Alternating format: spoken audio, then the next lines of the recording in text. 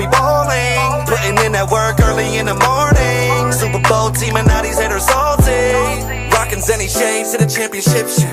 That Nick Bosa drop him hard like a hit stick.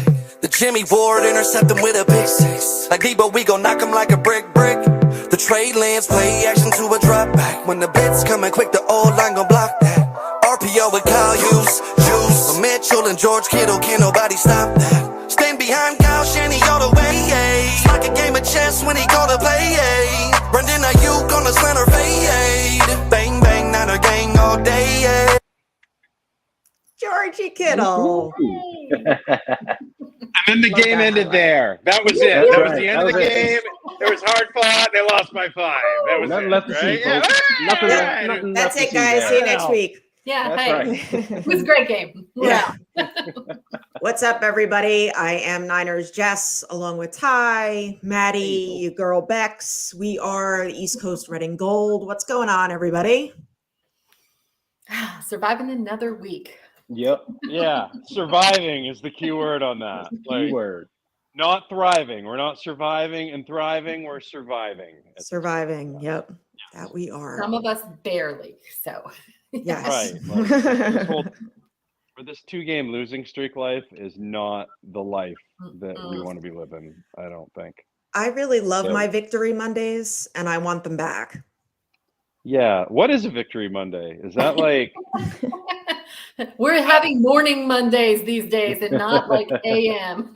Yeah, Right. like Victory Monday is like happiness, and I always do something like special for dinner or like grill or something like that, and but I like being proud when I travel back on a Monday, right? Like wearing your stuff Yes. and people like, hey, good win, right? Like Yeah. I don't like traveling back on a Sunday night or like a Monday and they're like, oh, what a tough one, huh? And it's like, yeah. Because then you especially in always the run into Atlanta the person that airport. lost it. Yep. Oh, those Yeah. people. Yeah. Those people. It's always rough. I At hate least they were just nice being about out. it. I hate being out on Mondays and you bump into fellow Niner fans and they're just like, oh, Right. it's just like, rough. Or game. you don't get any yeah. reaction at all. Yeah, You get yeah. nothing. You get Like not even nothing. hello, nothing. Right, And it's yeah. They're like, Nothing. do not look at Wow. me. Yeah, exactly. like let's not make My eye favorite- contact. That's it. My favorite thing when flying into the Boston airport is I typically and inevitably run into someone who's like, what's why San Francisco? Like, what's your problem? Like they say it in this way, like, what is like, did you come from a camp or something, from like wayward children? Like what? They're always like so confused. I'm like, I grew up in the 80s, bud. Like it was a different time back then. Football around here was a free for all. And don't let them fool you. My office was based in Boston for the last 3 years, and they're all Jimmy low-key fanboys and girls up there. That is the hot, like people really need to understand. Like, and I'll give you an example. I live here in Maine.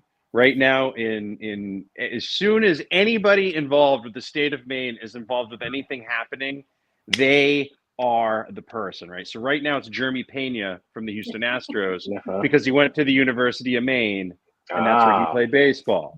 So it's like Jeremy Pena Central up here now, but like they'll hop on every single one because of like the player thing, and that's how they do it here. Like it's like the Kevin Bacon game, right?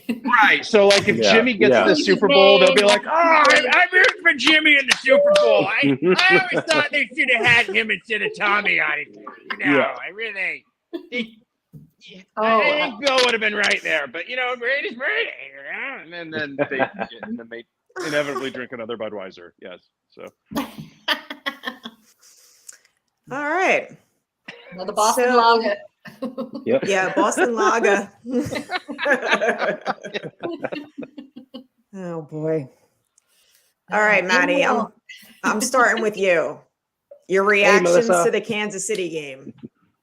What's up, Melissa? Hey, Brian. What's going on, Brian? Thanks for tuning in, guys. First thing is missed opportunities, man. Like first off, field goals don't cut it against teams like Buffalo and Kansas City. Like the only time a field goal cuts it if there's 3 seconds left in the game and they're not getting back on the field. That's it. Or 3 seconds left at the end of the half and they're not getting back on the field. And even then, you sure you don't want to try for that touchdown? Like take what you can, right? And multiple missed opportunities. All of a sudden, the penalties are back again. Like, I thought the penalties, like last year, kind of went away. They kind of stopped. It seems like every play now, any positive play whatsoever. Thank you. I got the Willis thing at the Hall of Fame game last year against the Falcons. Back when they used to beat the Falcons, back in the olden days. It was just so frustrating because it seemed like every time there was some sort of positive play, they did something. Like, with apologies to DJ Scat Cat and Paula Abdul, it was one step forward, 2 steps back. Like, oh, they're going, there's a holding penalty, and it's 1st and 20. And as soon as it's 1st and 20, you're like, oh boy, here we go, right? And where's the running game? Where this whole thing is supposed to be built around this dynamic running game. And lately, it seems like as soon as there's any sort of anything, and we talked about this last week, they get behind and they panic. They really weren't behind too far in this game until the very, very end. At that point, you got to give up everything anyway. And the other thing I didn't see a lot of in this game, which really bugged me, is Christian McCaffrey red zone, Christian McCaffrey 3rd down. Now, they're going to tell you that's about blitz packages and blitz pickups and blah, blah, blah, blah, blah. I don't want Christian McCaffrey picking up any blitzes. I want him going out that way, and I want him to dump off, right? I went back and watched so many old 49ers games this week, and like the first thing when they're clicking, Roger Craig in the flat, Tom Rathbun in the flat, Wendell Tyler in the flat, Paul Hofer in the flat, Ricky Waters in the flat. Stop me if you've heard this one. Everything else breaks down, and they got somebody in the flat, right? There's somebody there. Your outlet. This is the guy. You have him. Put him in that spot. And then the special teams, for like they were there. Like, they showed up. It was really nice of them to like to join us, but do something. It was nice please. of them to suit up. Yep. It really, the special teams has really gotten worse. By the way, though, Packers still have the worst special teams in the league. So, fun fact. That's Richard Hightower doing the damn thing, man. That's good. It's really thing. He's keeping it going. Guys, go ahead. Consistent. You know what? You talked about wanting more Christian McCaffrey. I thought we tried too hard with his limited time. Like, the minute he was on the field, the first 2 plays, like, boom, boom, boom, he was out there. They had no plan for him. And the minute he would step on the field, over, lights out. I'm like, okay, we have run our Christian McCaffrey limit plays that he's ready for, that we're ready for, frankly, and they're prepared for that. So I don't know. I just felt like at a certain point, he was not going to be a useful tool in the toolbox because they kept shutting it down, every time he got on the field. And then you want to talk about the defense, like Nick Bosa lined up twice in the neutral zone, offsides. Who is he and what happened to Nick Bosa this week? Like, such a, a meticulous, guy who prepares so hard for the game. And he's one, as soon as I saw him, I was like, he's getting called. His hands, it's at least 6 inches across the ball. I could see it just from watching on the TV. It was like, flag. And it was so nice he did it twice. Yeah, right? he enjoyed that a lot. So, like, fool me once, right? Shame on me. Fool me twice. Like, what the heck? Yeah, man? That second time, I'm like, he's going to get called for that again. Here we go. Stop it, back up. So, I agree with you on penalties. Like, we just could not get out of our own way. And, the penalties are a big part of the 1 step forward and 2 steps back that you're talking about. And, Jimmy getting 5 sacks, like, what happened to the defense? Where is our stud defense? I read a few of the Bay Area guys, the reporters, and some of their grades, and Cam gave him both passing and rushing, like, F grades. And I was like, okay, maybe he's being a little harsh, but in that game, the last 2 games, actually, I felt like we've been run on, we've been passed on, and we just don't have answers for. We made, Mariota look like a stud in Atlanta. It's one thing to have it be Patrick Mahomes, where you expect it to be, someone like that to play well. But, last 2 weeks, the defense hasn't looked good. And I'm just wondering what's up there. we miss Eric Armstead and Javon Kinlaw in the middle. Yeah, for sure. But Christian McCaffrey, I mean, overusing him last week, I don't think so. I personally I want to see him in space. I mean, that's why we got him. I mean, a lot of people are saying that we really don't need Christian McCaffrey. Yeah, I think we do, because that opens up a whole other, realm that we can't actually get, I still want to see Jordan Mason out there. Apparently he wasn't at practice today, so I don't know what that's all about. But as far as the defense, Becca, you said, Nick Bosa, Hufanga, Fred Warner had a terrible game. Yeah. Dre Greenlaw and Aziz, they really need to get healthy and get out there because we really need them. But the reinforcements are on the way, so we'll see what happens. But Jimmy and the offense, they did show some rhythm a little bit. The first half, yeah. Yes. And and if we could actually get that going on a consistent basis, I mean, things will be completely different. I mean, you're gonna, Melissa was saying, Ray being used more as a wide receiver. We have all these weapons. We should be using them, whether it's Ray, whether it's Debo, whether it's Juwan Jennings, George Kittle. Juice is going to be out for a little while, which that kind of. As soon as he got up, you knew that finger was broken. It was like, oh. Yeah, I saw that when he was gripping the ball. Is he flipping me off? No, he's not. Yeah, exactly. It's like, oh, your pinky's not supposed to go that way.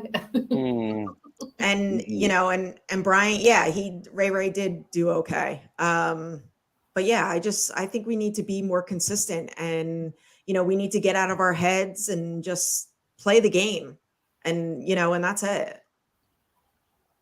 Yeah, Sunday was the same theme that we've seen all season long. Missed opportunities, penalties. We can't get it out of our own way. It's like, how many times are we going to shoot ourselves in the foot? We gain 19 yards, penalty. Let's bring it back. We gained 18 yards, another penalty. Let's bring it back. I mean, come on. We got to stop this. It's terrible. It's really hurting us, and it's costing us games. The offense is going to be the offense. It's going to find a rhythm here and there, and then it just gets bogged down. Jimmy's going to throw a duck. Jimmy's going to throw a duck. Somebody's going to fumble. Somebody's going to run the wrong route. It's just these guys. Or he's going to get happy feet and throw an interception. Exactly. Yeah. James Arthur is James Arthur. We know who he is. We just have to survive around him. What was happening at the end of the first half? That was the one that really got me. You're 100%. The one at the end of the first half, it was like everyone lost their minds for a second. Kansas City did. He did. They muffed the punt. He throws the pick. And then they missed it was the NFL Follies videotape in 3 minutes, like right there. So I was like so excited we recovered that, and then Jimmy, we're literally down there. You don't have to do anything crazy. And he had Wilson open. Yeah. And then he throws that kick. So here's the irony. We're all like, we want Christian McCaffrey in space. We want him to be that old school outlet. Maddie, we've talked about this. Let him be that old school outlet. If the quarterback ain't looking for him, what use is it? How can he get to him? Yeah, I mean, he's gonna run to his left and duck 3 people to get the ball out half the time. It's a shame, and that was a prime opportunity for us to get back in the game, get some momentum, and boom.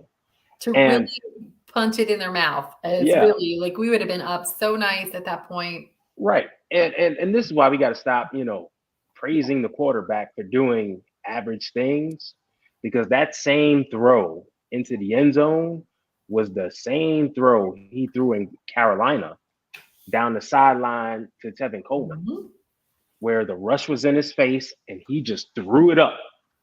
Jimmy has not mastered the art of getting You rid of know, the ball. he just No, threw it not up. at all. And he either throws the interception or he takes the sack. And I just sit and go, how do all these other quarterbacks intuitively, know, like they can be on their way to the ground and either chuck it to a receiver and that turns into a 50-yard play, or they're able to get it away and not take the loss and just the next down. You're not in any worse shape. You lost a down, done. He doesn't know how to do that. Yeah. Well, he still locks on to receivers. He still stares at that primary target, Right. He and can't. it's just, all right, if that's taken, progress through and know where your hot read is. And that's the limitation. Like, you can watch him try to progress through, and it's just like, oh, here it comes. Here it comes. And I get him trying to want to make something happen. Like I completely get that. But sometimes you literally just have to throw the ball away. Yeah. And they have rules in place now that allow you to do that without a penalty too. Yeah. Right. Like you live to see another down. Take advantage. And he doesn't know how yet. I don't know. It's like that old dog new trick thing. And you just watch it happen and you're like, oh, if that were Aaron Rodgers, Brady, Mahomes, pick your quarterback, any of them, even Mariota did it well against us. Like they all know how to get rid of the ball. They all know how to find a shovel pass to somebody who's like there to save the day. And Jimmy doesn't have that vision when he's under pressure. He just, I don't know, goes into bad Jimmy and throws his ducks, and here we are. So say he throws it away or takes a sack. Either way, that was 3rd and 3. He throws it away, takes the sack. We kick a field goal. Right. We essentially could go into the half up 16-14. Mm-hmm. Instead of being down 1, because they didn't score when they went the other way. They missed a field goal. But psychologically and emotionally, it's a demoralizing play. It is. We come off the high of getting the fumble recovery. And then we're right there on the doorstep, so we can punch them in the mouth. He blows it. And Special teams does something. They finally do something, right? They do the damn thing, and you're like, yes. Yeah. And then it's forget it. And then they go right down the field. And you're like, they should have scored a touchdown, right? They don't. They missed the field goal. But you're still left with this. They're going to get the ball to start the 3rd quarter. Right. They're going to drive right down the field. And that's exactly what happened. And that's exactly what happened. And it just all starts. It's this vicious cycle. And then you're down 28-16. And they're down 10. Stop running. You can't run anymore. Stop this running right now. Right. And then even the special teams started allowing long returns. Like everything started to fall apart. And you're like, no one could stop anything. Yeah. And you can't do that against Kansas City either. You cannot give them great field position. An inch, right? This is the second week now since Manny. This is with Manny Mosley being out, like they can't replace him right now. They don't have. And you can talk about Verrett all you want, and it's great once he's healthy, sure. But still, even when Verrett's healthy, he's not a nickel guy, right? Mosley's like probably the best nickel corner in the league since J.C. Jackson left New England. But in his role, he was perfect, right? Where he was, what he was doing, and nothing. They haven't stepped up and backfilled that sense. And now all of a sudden, 3rd and 20, Marquez Valdes-Scantling is just hanging out with, a tent out in the waiting for it, right? We let them convert that, and I was just like. And Warner's back last week. His hand's broken, but his hand being broken doesn't mean he doesn't know coverages anymore, right? That doesn't. Just nothing made sense to me last week. It's like this team had a complete brain drain. I don't know if it was one of those deals they were gone for 2 weeks. And I used to have a friend who would actually bet against teams, basketball, football, whatever, when they were coming off of a long road trip in their first game at home. A lot of times their first game at home isn't their normal first game at home or their normal rhythm game, right? They're back, they're checking their mail. Maybe they're seeing their kids for the first time in weeks, their significant other for the first time in weeks, their dogs, their whatever, like they're humans like the rest of us. Mhm. So like they're kind of getting their stuff together after that week, and they've been gone for 2 weeks. So maybe they were living out of a suitcase for a little while, like, and the whole week was probably disjointed.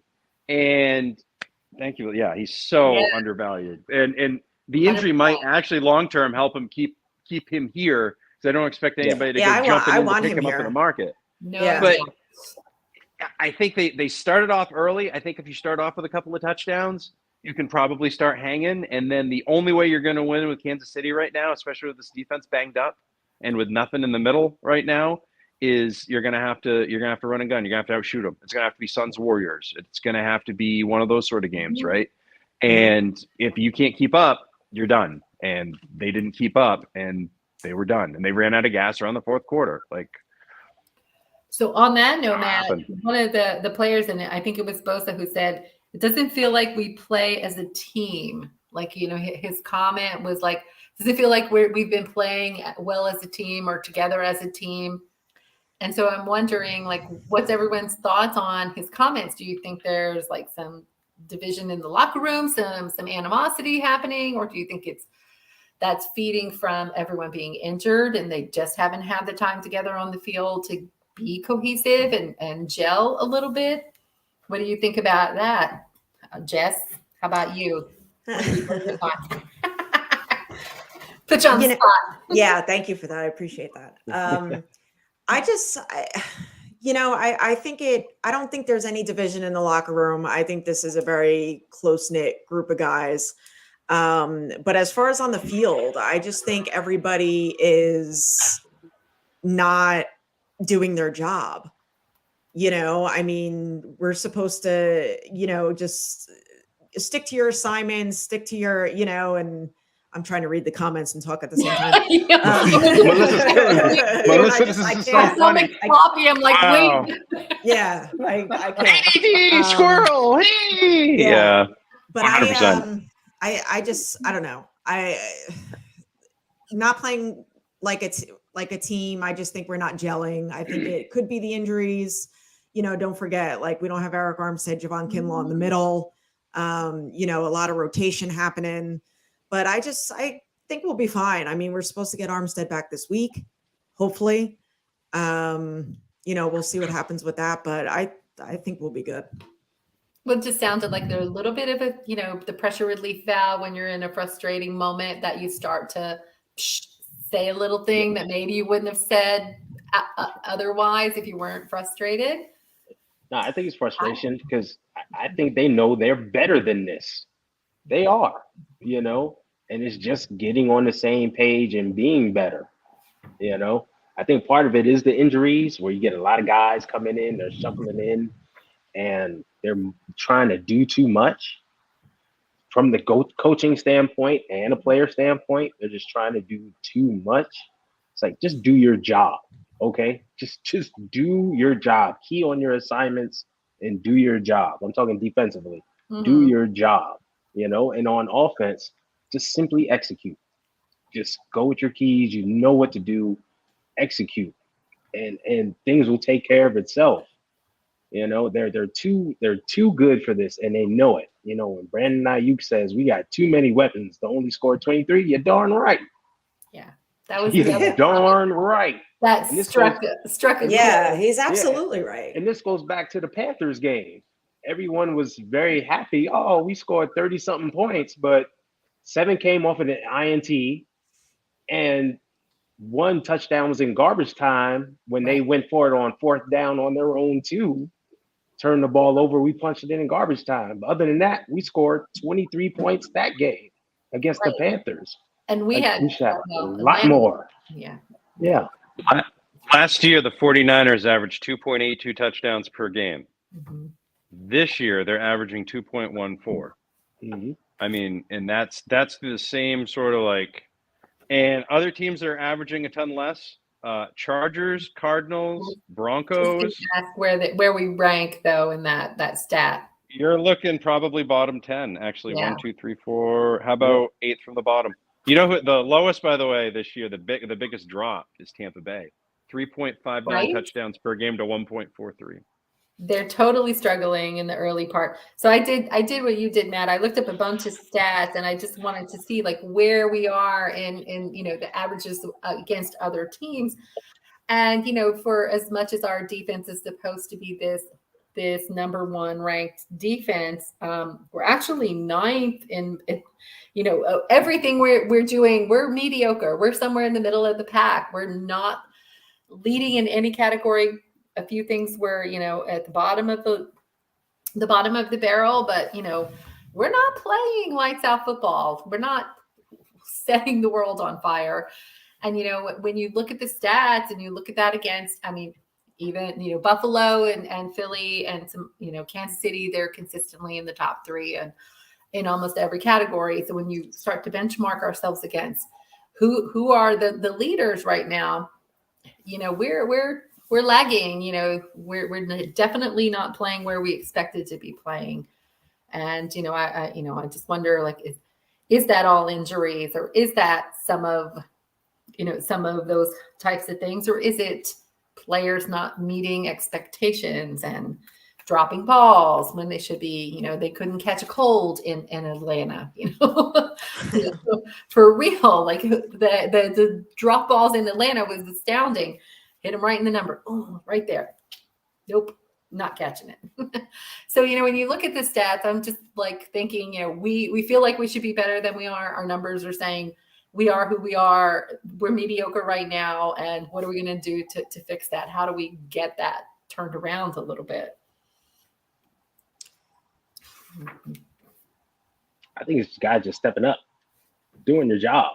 If you're wide open, dropping a pass, it's like, come on. Mm-hmm. We're almost midway through the season. Yeah. I mean, what? You have that down by now? Like, we have the talent on the roster. And I think, and Nick Bosa's comment, like, it's frustration, obviously. We have the roster, we have the coaching, we have the players to do it, and it's just not getting done. Yeah. And we're already going into week 8, and here we are. We're at the pretty much the same point as where we were last season. And then we this week we were coming off the Cincinnati game, I think, before we turned it around. I think. No, it was or was it the Bears? It was the Indy game. It was the Bears game. Last week. The Halloween. So you had the Indy game where it went to hell in a handbasket. Right. Rainy game. In a flood. A monsoon. And then the next week, Jimmy went to Chicago, and that's I what believe Chicago and had lights 2 out. touchdowns, lights out. And I think that's the reason we didn't win the Chicago game this year, because Jimmy Garoppolo actually has superpowers in the state of Illinois. I don't know if you know that or not. That's what happened. So if we had started Jimmy in that game, we probably would have won. And then, this whole crisis could have been averted. But hold on now. That's on the chest, here we are. I disagree with that one.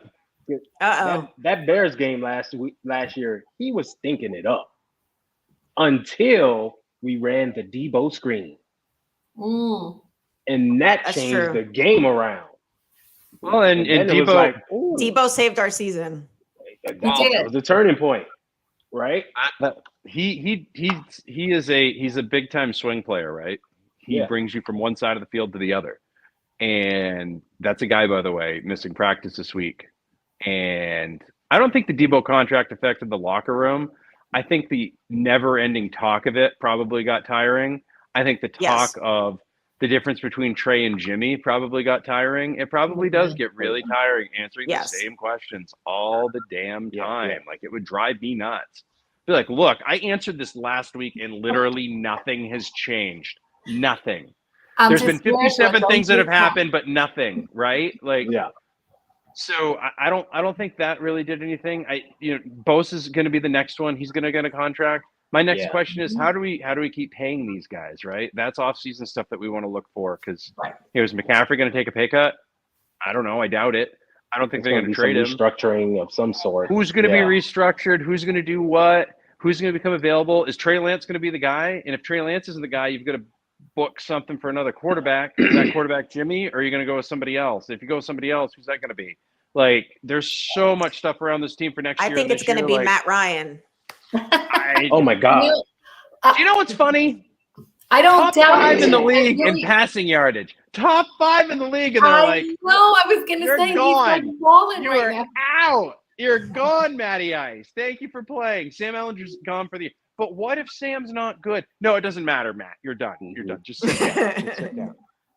Like, it's unbelievable. It's like that scene in Monty Python and the Holy Grail where the guy's yelling, "I'm not dead," and they're like, running him away. Like, that's what's happening to Matt Ryan right now. I don't see him coming in and taking over. Like, his arm definitely is shot. He definitely cannot last behind the line. Like, he's had some games, but that team, that Indy team, plenty of talent, right? You got Jonathan Taylor in the backfield. You got good receivers.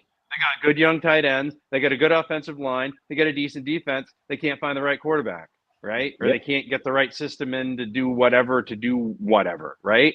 So they get caught with all these great players, and they don't quite have that point guard to run through them. Like, it's almost like, Justin Timberlake singing behind us, singing Mirror. Like, it's the same sort of vibe. But I think they're in a much better spot. Ready for that, but I think they're in a much better spot. I think Jimmy's is still a better quarterback right now than Matt Ryan is physically, and he's also been in this system for a lot longer. He knows it. Yeah. What gets me is I would expect him, if he knows this, to be like spot on all the time, and sometimes he's not. But at the end of the day, like, Brady made mistakes, right? Like, all quarterbacks Brady did terrible things. They all do, because they all get. It's just how it goes, and I think Jimmy's most of the time are amplified because, like, we're just expecting it and we're waiting on it all the time, right? We are just constantly waiting on the bad to happen. So when it does, like, there it is. He might have thrown for 320 yards and 3 touchdowns first, like, and that's it. That's the first thing we start looking at, right? But, like, he can't catch it for Charlie Warner last week.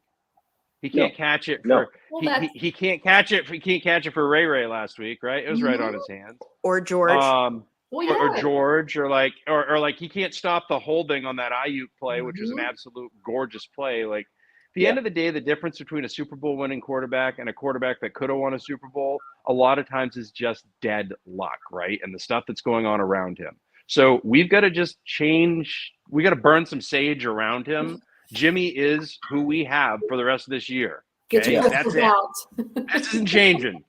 So he is who he is. Our team is who they are. So, like, let's bury a football. Let's take all the game tape from the first 6 weeks and light it on fire somewhere. To the football gods. Do something. I don't. Go to Bill Walsh's grave and take a knee around it and just ask for a sign. I don't care. Just do something. Matt, I have candlestick rubble in my diva den right over here. If I need to, you know what they could do. We're gonna have a seance in my diva den. We'll burn the stage. We'll sprinkle the candlestick dust, and we will bless this team. They could go on the hill above Candlestick, right? Remember when the NFL films, they go on top of the hill and they look over the top? Well, Candlestick isn't there anymore, right? Have the whole team just walk up and overlook it and just have them close their eyes, right? And just do it for a little bit. Let St. Walsh speak to you, and then walk back down the hill and go back about your day. Like, I don't care. Something has to be done. There's just some sort of energy, vibe, karma, something. I don't know what, but something has to be done around this team because there's too much talent. They've got a good coaching staff. They've got an owner who gives a damn. Like, it's a good franchise. It's not like it's in some terrible part of the world, right? Like, San Francisco is a fairly popular place. San Jose in the area, like, people want to go there. Something's got to happen to get this thing over the top. Like, it just has to at some point. Like, it can't just keep being stuck in whatever's this never-ending cycle multiverse where we're 2-4, 3-4, 3-5 every year, and then we got to run to catch the bus for the playoffs at the end of the year, and we either just catch it or that's it. I don't know what I don't think it's Jimmy. 49ers fashion though. Like every year, it's something. It didn't every used year. to be like 49ers. Now it's our fashion to be that, like, we're Right. going to be the 11th hour, whether it's to win the game, to make the playoffs. And here we are. When you look at the standings now, we have to win the division, or we're not going to be in contention with the way the NFC is stacking up. So, here we are in that boat, and it's why is this talent not able to pull it together and make something of themselves? How's a new player getting injured every week? I know, right? Yeah, How I is that don't. happening? And you know what? Thing, so. They changed out the training staff a couple years ago too. It's So not I like don't they've not been know. proactive about it. Like, yeah. Yeah. Kwaski Tart was saying something that, Kyle works them too hard or something like that, but like in practice, but I just think he's a little butthurt because he didn't come back to us. Yeah. My own personal opinion. I don't think any of these teams tend to work as hard as they used to, which is why I think some of this play has been sloppy. I think that's why scoring around the league is down, right? Yeah. You can change. They have changed and tilted the entire pinball machine so that the offense can continue to keep the ball on the board. Yeah. And if you're not doing that, like, there's a lot of teams that are just they're not hitting it. And you see it all the time. Like, how many times during preseason this year, practice got canceled, or this happened, or they shut this. Well, they didn't. They were due to have OTAs today, but they didn't have the OTAs today. Yeah, that's work that's being missed, no matter what, right? And if everybody's out working individually, that's great, but you need to still have that team stuff together. And I'm not expecting they have it pretty hard as it stands, right? Like, I'm not expecting them to go to boot camp. I'm not telling them to go back to Redwood City or anything, okay? But I am saying, like, I don't think you're not practicing as much, and I think that's just going to continue to go down because they're going to try to add an extra game on as well. So, I think this may be the new normal. We're not really going to know what this team is until week 10 each year, right?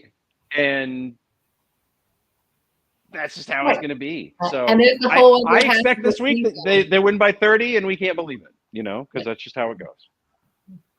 Typical Niner fashion. They bring you up, pull you back down, and they give you a win, and you're like, oh, hey, we're in it to win it. Let's go. I just don't like we touched on this a little bit with the third downs. I don't like how it's like 3rd and long, and Kansas City converts, and like we seem to get, like, even against Atlanta too, like we 1st, 2nd down, fine, and then all of a sudden 3rd down, and this isn't obviously the first time it's happened with the Chiefs in Atlanta, but what happens? Like, why is all of a sudden, like, 3rd down, like 3rd and long, even in and I hate bringing this up because I was just telling Ty that certain things should stay in the Super Bowl, right? But like, even in the Super Bowl. It's true, but when you go back to it, just you bring up a great point. You guys remember the Denver game? I know we tried to bury it, but unfortunately it's still there. Remember the play that they got the field goal on that ended up being the winner because Denver got that field goal. Kyle had a chance to bring them back out for a very long 3rd down that would have taken them out of field goal range. In the post-game press conference, he said, well, you don't want to and he almost caught himself saying, you don't want to give up a long one.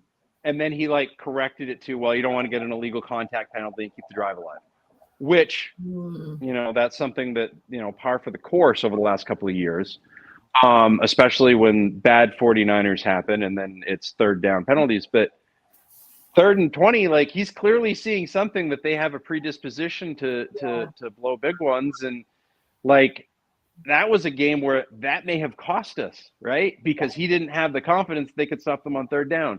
And I've been saying this all year, for a team that in the first few games was putting up statistical numbers that were better than the 1985 Bears and the 2001 Ravens, they're still not clamping down teams, and they're not getting to the quarterback and closing the deal. They're pressuring, and they're getting hurries, but are they pressuring and getting hurries that are in traffic, or are they pressuring and getting hurries where they can get outside of the pocket and make plays? And right now, I'm not seeing the lockdown portion of it.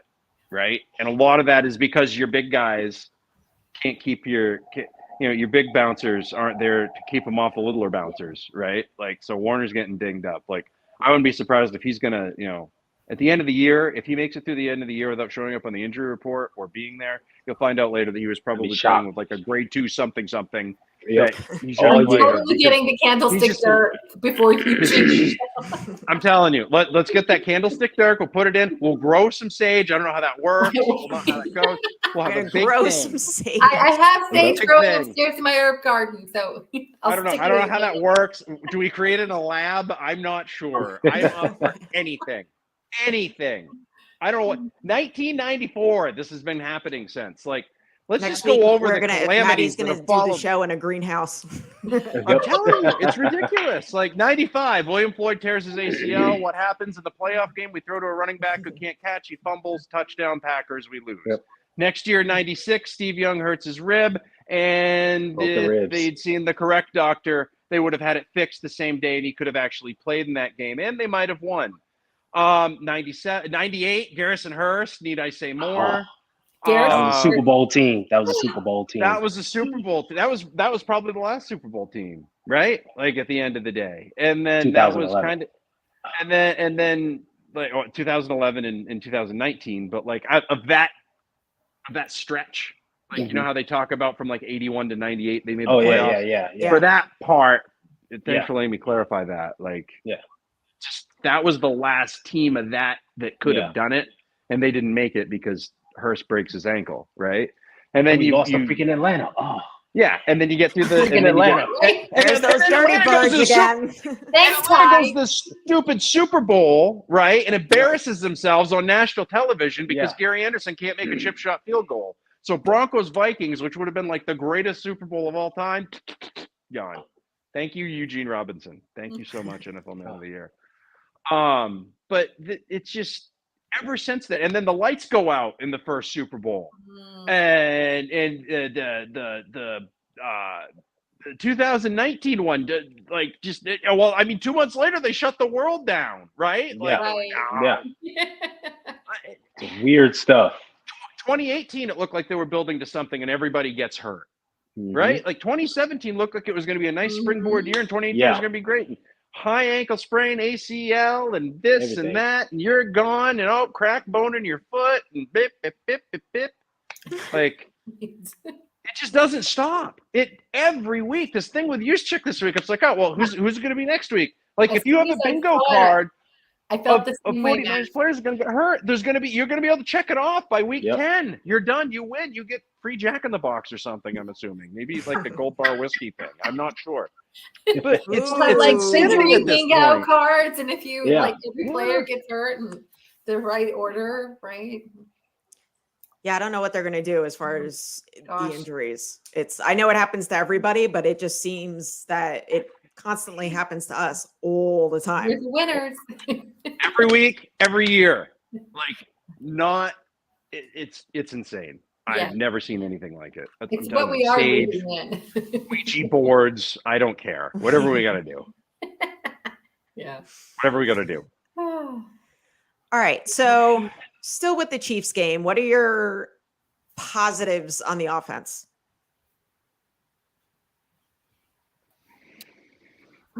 Positives on the offense. What did I write down?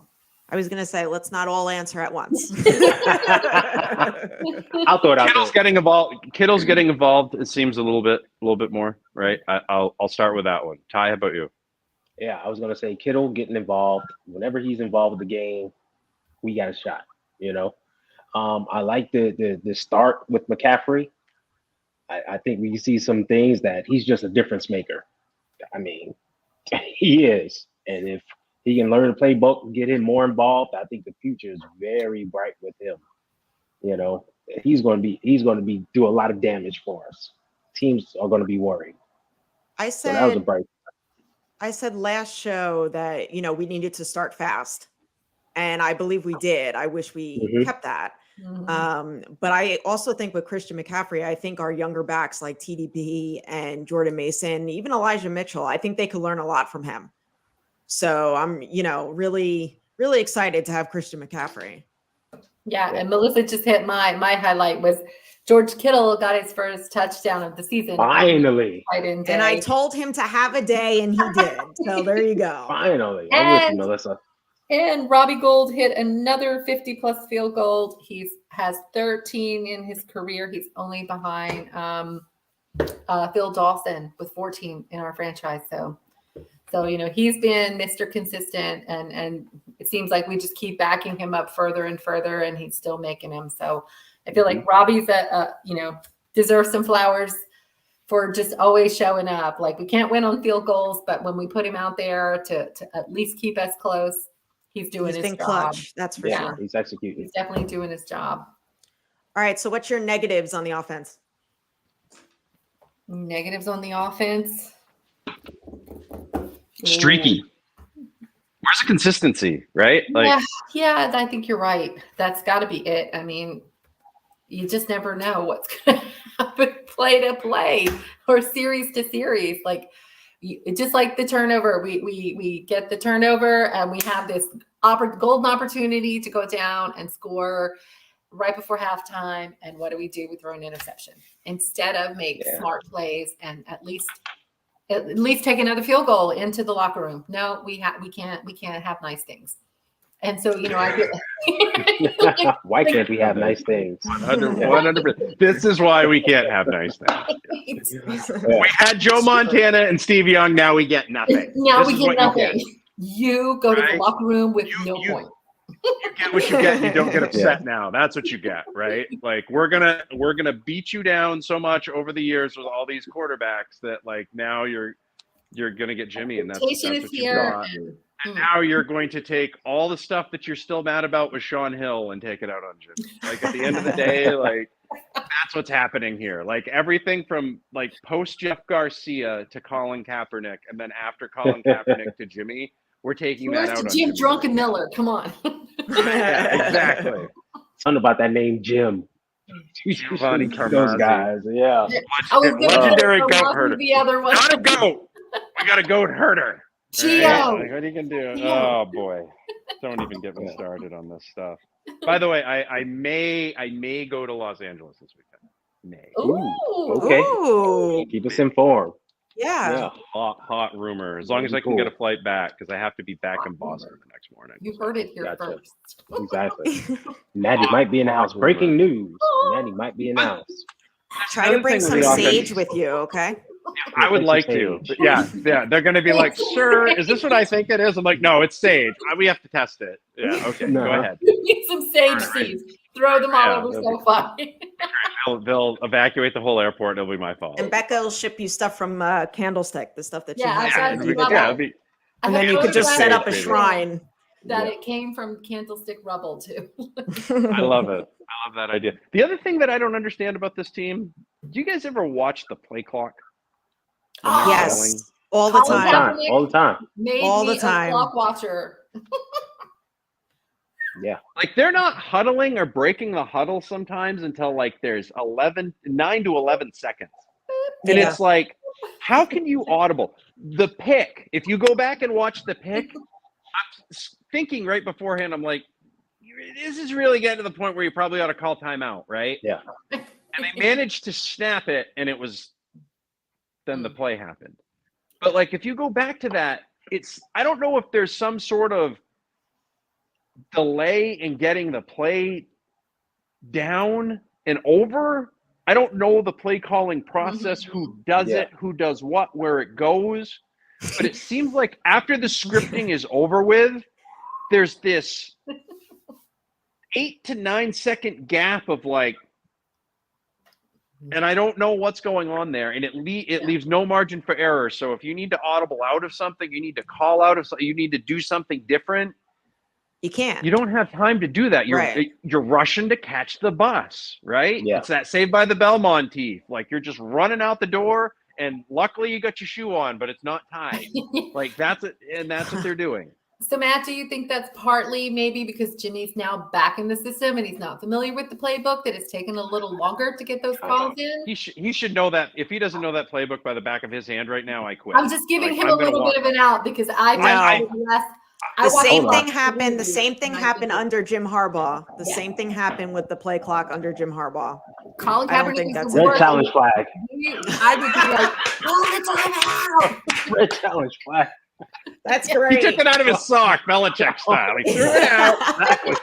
Threw it aggressively. That's It was awesome. amazing. Can we get that in slow motion? We got to get that in slow motion. Like this whole Jim don't know the playbook thing. That's got to be put to bed. That's Look, especially in week 8.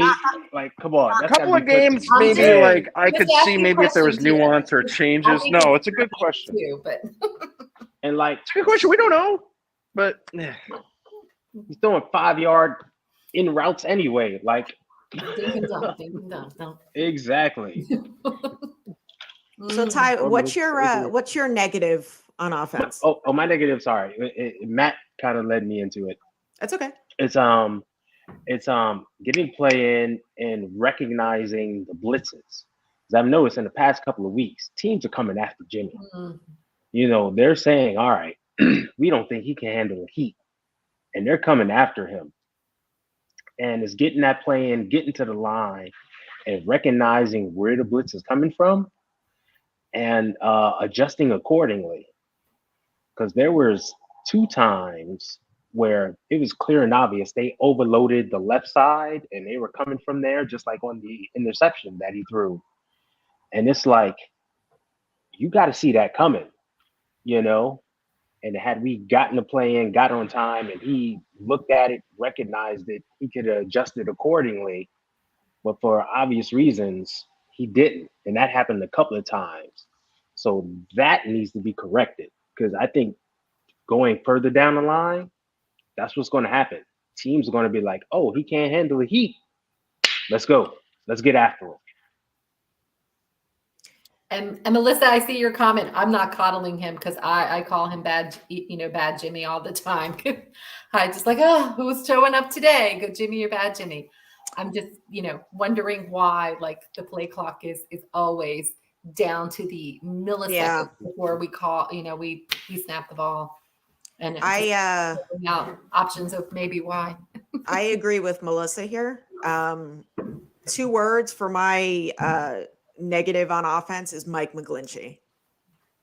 That's definitely mine. He's like a turnstile. Yeah. Like that game, every single time, like with the 5 sacks and everything, he just, someone's going by him with like every replay. I think Aaron Banks had a clean sheet. Mm-hmm. He did. Yeah. But like Mike, and I like Mike McGlinchey. Like I always stuck up for him, even coming back from his injury. I'm like, you know what, he has to get the rust off and stuff like that. But he just that was a bad game for him. Yeah. And I noticed like in the past couple of weeks, teams have been putting their best D-line defender like on 3rd down situations. They've been wherever that guy lines up, they've been moving him out of that spot and putting him one-on-one with McGlinchey. Yeah. And I can see them doing that with Aaron Donald this upcoming week. Hey, they move Donald around anyway, but this time I can see them heavily saying, hey, shoot out and go up against the right tackle because I don't think he can handle it. And they kept rotating Spencer Burford and Brunskill. Mm-hmm. Yeah. I don't know why. It's funny. That's an interesting rotation, and I've noticed that too. I thought maybe they'd have somebody kind of rotating in with Trent a little bit more, doing some things with that, but it seems like that's kind of the rotation there. Yeah. Which is another good point. And it just, the thing with McGlinchey is I think he's hurt. I just don't think he's healthy. I don't think he's ever going to be healthy. I think him and Kinlaw kind of have that same deal, right? Yeah. Like they're hurt. You're going to get what you get out of them, and they're going to give you everything they have. But at the end of the day, you don't know what they're really giving you, right? Like they're going to give you everything they have, but you don't know how much toothpaste is in that tube. Yeah. So with him, he just looks like it's painful for him to move right now. Like at the end of the day, he looks like he doesn't have flexibility. I don't think that's the case. I think he can move. I think he's athletic. I think he can play. I think he can, play offensive line in the NFL. I think that's what he's drafted to do. I don't think he's currently as healthy as he needs to be to do it at a high level. And I think that is being exploited right now, period. So what's going to end up happening is he's either going to continue to play at this level and they're going to have to scheme to protect it, or something's going to end up happening and he's going to end up getting a little more hurt and is not going to be able to play. And I don't think he's far from that right now. He doesn't seem healthy to me. He really doesn't.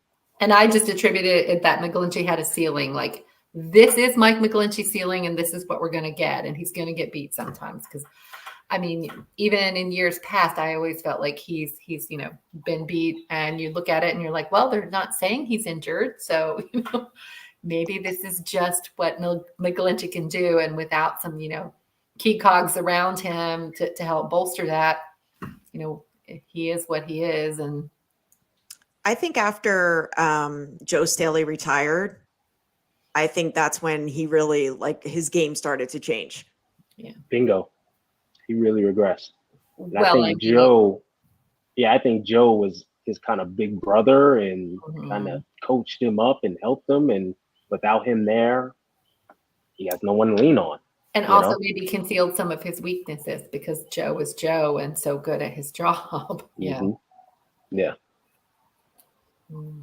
Yeah, Melissa said Shani been punishing Spencer since he struggled versus AD, and it's not all him. There's no chemistry between right tackle, guard, center. Yeah. Which is rough because, we got a rookie versus an all-pro player. Right. One people consider the best defensive lineman in the NFL. Yeah. You're going to struggle. You're going to struggle. You're going to struggle, right? So you shouldn't be in the doghouse. And I understand you want to rotate him in, get some work, but it's like, once again, your right tackle, your veteran right tackle should be there to help you out. Hey, look for this slide, look for this, Right. And if he's not doing that, it's like, well, I'm just alone on an island. It's rough. It's really rough. All right, game balls. Game balls. I'll go first. Go ahead. So I got one. This guy does so much stuff that doesn't appear on the stat sheet. It's crazy. That's my guy, Brandon Ayuk. Oh, you took my guy. I took your guy. One, he's always Gotta think of a new one now. He ran a route that he shook the DB twice on the same route. It's insane. He had a go route where he came off the line clean. He could have been gone. I mean, it's insane. He's really wide receiver one. And then his blocking, it's just nuts. The dirty stuff he's doing in the run game, I don't think he gets as much credit as he should. But he's going all out for this team. Yeah. And it's not because he's a receiver, just what shows up on the stat sheet as receptions and such. But he's doing so many other things out there that's trying to help this team win. And he did a lot on Sunday. He gets my game ball. Yep. I thought he was playing at a really high level too, Ty. I saw him doing, some of the things you mentioned. And I just loved his attitude too when what was it Snead? That was like shoving him. And when he went to go get up, he grabbed his leg and he wouldn't let it go. Yeah. You go, Brandon. You show him who's boss out here. And he just owned him all day. And, I just felt like he played really well in that game. And he was my game ball too. Yeah. Like Debo gets a lot of credit for like being this aggressive guy, setting the tone. But Brandon Ayuk is right there with him. He was scrappy. And I loved it. He's being real scrappy and letting these defenders know, hey, you're going to have a long day dealing with us. Yeah. So, yeah. Same. Go ahead, Maddie. I just really want to see this team get it together this week. I want to see them get their identity. This is a home game, right? We're doing game balls. Levi South. I know, and we're doing that too. I'm still thinking about this weekend, right? Because Ayuk, as you just mentioned, is such a key piece to everything, and he has worked his way out of the doghouse, right? And kind of worked his way back into the circle of trust. and it's been a really nice thing to see. In terms of like actual game balls from this last week, I'm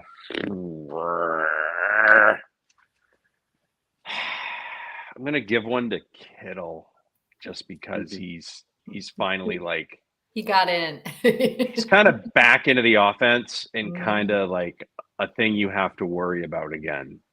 Like I don't know how you can forget about him. I don't know what they were doing. I don't know what the plan was. I'm not really sure. But him being important is good. Also, I can agree with Melissa on this. Aaron Banks has really stepped up. There were a lot of cracks about him last year and in the preseason. Well, shocking twist. They managed to find something, right? Shocking twist. People that have actually been in football all their lives knew a little more than we did. So got him going, right? Thanks, Bryant. Thank you, Bryant. Thank you. Bryant. If I wasn't a Marveled guy, I would compliment your logo, but like I can't. So just can't. I can't physically. He's Batman. Yeah, he's great. There's also Super Niner, which is a great dude, by the way. I met him. Yes. He was at the home game this week. Like anybody that puts on a unitard that's in gold, man, like and wears the cape, like bless him, his family, everybody moving forward. But yeah, I would say those two at the end of the day. I would love to give it to somebody on the defense, but like nobody really was able to stand out and do the things like they got to get right, and they're not right now. So that would be my two, Banks and Kittle. All right, my game ball, Maddie, you're going to be proud of me. I'm giving it to Robbie Gould. Very proud of you. I would have given one to him too. Special teams, yeah. Robbie's been Yeah. clutch every single time his number's called. So, and I hope that continues. So he's getting my because I didn't want to go the obvious route, you know, being that I'm a huge George Kittle fan. I didn't want to go that route. I was I'm really glad I took him now. And I didn't take that. It's like I'm glad that I took him now because then you took my special teams guy. Like you swapped, and you took George Kittle, right? That's great. It was perfect. Well done. We just Good job. Exactly. Worked out. Talk about this beforehand. Who knew? Yeah, right. Worked out well. But yeah, no, Robbie Gould is clutch, and I hope he continues that. All right, so and real quick, Melissa, he held the leg because when the pass was incomplete and the guy Snead shoved him. And so when he went to get up, he was holding his foot down on him a little bit. So when Brandon got up, he grabbed his foot and then wouldn't let it go. So he was just being like, oh no, you're not going to play me like that, and being a little scrappy there. And then the guy turned around and slapped his helmet. That should have been a penalty, but it wasn't. Yeah. So. It almost always is, but not against the 49ers. Against the 49ers, the entire thing is seen, and then it's a no call, and then we move on. Yeah, usually it is the second person who gets caught. Always. It's always the second person, except in this case. And I'm happy they didn't call Ayuk for holding on to the foot too. Like I was like, oh God, Brandon's gonna get the call, and this guy turned around and slapped him in the head, you know. And that's something. If you get some ticky-tack BS call, it's like the NBA now. Like if you get some ticky-tack technical, and then somebody gets butthurt about something later, and like, oops, that's it. You're gone for the game, right? So if you do something stupid, you get that 15-yard penalty, and then you get another one later that was legitimate. Well, your buffer's gone. You're out, right? Yeah. So it's a big deal nowadays. And, of course, we can blame Odell Beckham for that. So. Mr. Crybaby. All right. So looking ahead to the Lambs. Lambs. Mm-hmm. We're going to shake. I don't know if lambs do sheep things, but like I'm just gonna roll with it. It's fine. It's fine. I know we obviously beat them already, but what do we have to do to beat them again? Get to the quarterback. We have to play well on offense. We mixed it up, and we had defensive, big plays that were made. Wasn't that like Hufanga's second interception? Debo had the big third down conversion for 60 yards against them. It was just like we played with all cylinders firing, and it was great. We had great offense, great defense, all working together in that game. And I actually thought that was our moment where we were like finally going to gel and click, and we were going to start to steamroll. And of course it didn't happen, but I think it's more of that. We have to really have both sides of the football working together. Ty? Yeah, I think they're going to come out with a different game plan, but something tells me they're going to come out and trying to do something different, because for the last 7 games, what they've been doing hasn't worked. Yeah. Like, we just match up well against them. So I got a feeling they're going to try to come out with some type of trickery, something different, and we just got to adjust to it. Like, oh, they're trying to do this BS. Okay, don't worry, we got this. Mm-hmm. And beat them. I think defensively, we need to simplify some things and not try to over adjust. Like, just throwing Jimmy Ward in the slot like he's this great slot DB. I don't know where that came from, but no, put Womack out there. Let Jimmy be the all pro, not all pro. What's the name? Pro Bowl free safety. That high free safety that we know he can be. Let him be that enforcer over the middle for us. That's where he should be. Human eraser cleaning up messes. Exactly. Use Lenore on the outside. Put Womack in the slot. Play some single high safety. Don't leave him out there exposed on man. Simplify it. And if we do that, I think we'll be fine. And Lenore's good. Didn't he go out of the game last week? He had a stinger. He came back in. Okay. I wasn't sure. It was just a stinger. Yeah. So he came back in. Thank you, Melissa. So he was okay. Thanks for your support always, I Melissa. think you're going to see some CMC, more infusion of him into the offense too. Most definitely. Last week it was like, here are the plays we can get you in tune with, go run with that. And, obviously I think Kansas City caught on quick, but I think a week later, he's going to really start to be a bigger X factor that people in our division aren't prepared for. If I'm putting on the Kyle Shanahan headset, I'm getting Jimmy G into a rhythm, whether it's bootlegs or, just short slant passes, whatever it is, get him into a rhythm early, and don't go away from the run game. Yeah. I mean, we're all saying the same thing. Like, if we fall behind, we panic and we automatically have to just keep to doing what we do, like play 49er football. And it's, too many times it's, we're throwing the ball and, incompletions, drop passes, and then, or penalties. And, right. Or, that turnover that we all expect. Which usually happens after a stupid penalty that has wiped out another play. A huge lead, right? Turnover would not have happened, right? Yep. So yeah, that's my, my key right there is just getting Jimmy into a rhythm. And then, as far as the defense, it's, it's crap or get off the pot at this point. Yeah. Like, just everyone needs to go out there and, I'm going to quote Bill Belichick, like, do your job. Do your job. Right, because the last 2 weeks they have not done it well. Yeah. They have stunk it up pretty good. Hey, Melissa, based on Greenlaw's health, DFF may have to be out there. He's linebacker number 4 on the depth chart, so he's the next man up. So and that's not helping special teams at all either. Like, because he's having to split his time between both, and he's a really good core special teamer, but he's out there in defense. He's not quite to that. So you got missed arm tackles and olays and all sorts of stuff. 2 things I need for this week, very simple. Run the ball. Let's get McCaffrey and Wilson just a good, steady diet, right? And then those bootlegs and those play actions that Jimmy has should be wide open so that whoever his first or second receiver is should be open and enough that he can just, 2, 3, 4 seconds, done, gone, move on, right? Yeah. This is the formula against against the Rams. You get Matt Stafford on his butt, and then you get their defense on their butt, and that's it.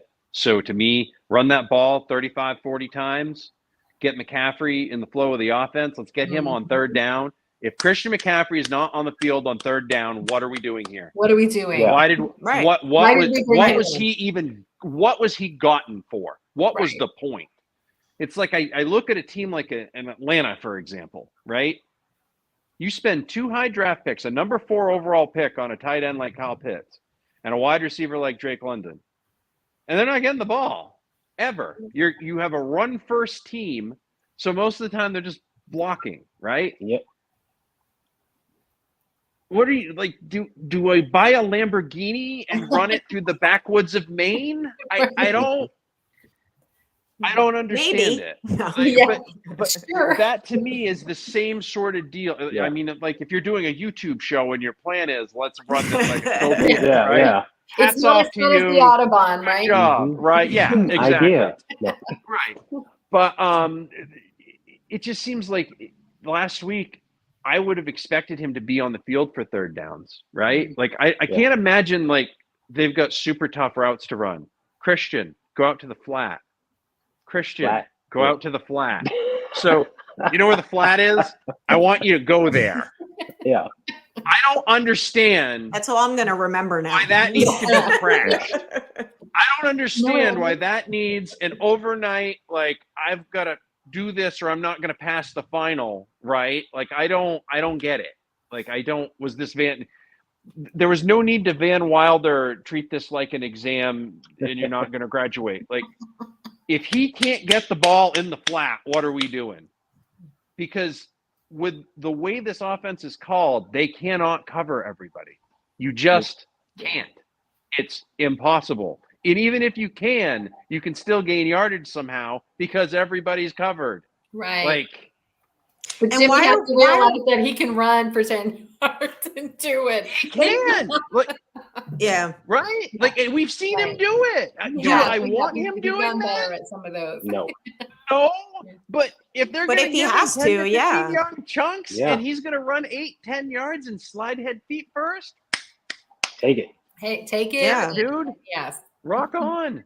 But why You wanna aren't get we? a Daniel Why Jones aren't we? 107 yards? Go get And it. as far as running the ball, why aren't we doing that 35, 40 times? We don't win the know. game when we do that. Mhm. You know, There's been so Atla- much first down passing lately. It's been Yeah. bizarre. against And I'm totally Atlanta cool and the with it, but- Chiefs, Yeah.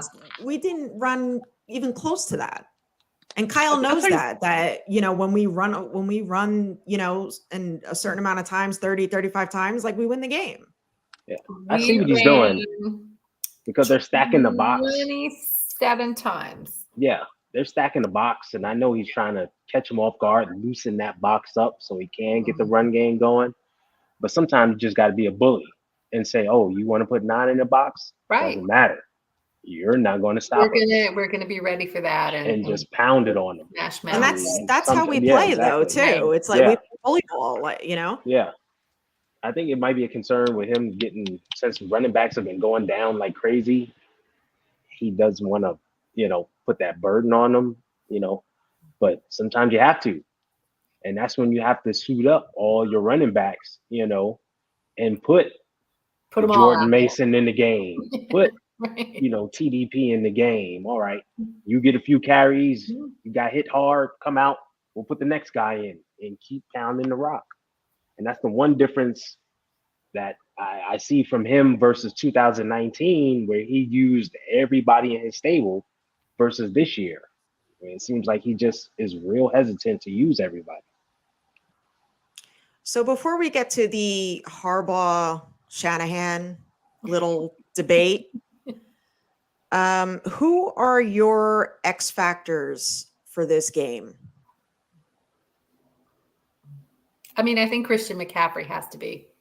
He's an unknown thing for the NFC West, and I think us having another week with him, he's going to play a bigger role this week than obviously last week. But I do think that that's going to be an X factor that the Rams are going to have to figure out and plan for, and not really.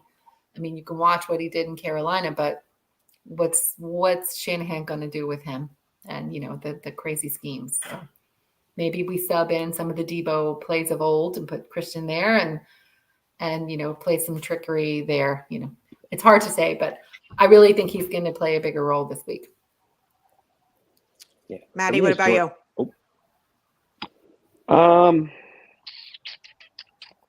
My two X, I've got two this week. One, if Nick Bosa has 2 sacks, I think we win. Right? Mm-hmm. He needs sacks and just constant quarterback pressure. Not see him in the backfield and then Matthew Stafford's able to step up in the pocket and throw past him. Right? Like you need a couple sacks from Nick Bosa. And then the thing on offense that I really want to see, my X factor for that is going to be in this case is also going to be McCaffrey. At the end of the day, I want to see him with about 20 to 25 touches. I don't care if that's a combination of rushes and receiving, whatever. 20 to 25 touches for Christian McCaffrey. I think you're doing a lot, right? And Melissa, can you just you made a great point there. I brought this up last week with Ross Dwelly. Like the one play that you have him for was the play against Atlanta, and they ran it with Charlie Warner. So that you have the guy that can block catch the pass instead of having the guy that can catch the pass. Like I don't understand it. Like you're not putting these guys in their position of strength. And I understand a lot of times you're trying to do that like as a surprise thing, but that usually when that happens, like you bring in your Mike Vrabel at the goal line, right? Like you bring in your Fridge Perry at the goal line, you bring in Guy McIntyre at the goal line or for short yardage, and that's it. Like you don't throw to your third tight end on 3rd and 2 for a 45-yard surprise play because like it's a surprise play because you're not expecting him to catch it. That one blows me away to the end of this day. And people are like, I can't believe Jimmy can't make. Well, what can he do? Like he literally was like, oh, here's this little baby bird. Done. Right there. Scrambled eggs. There you go.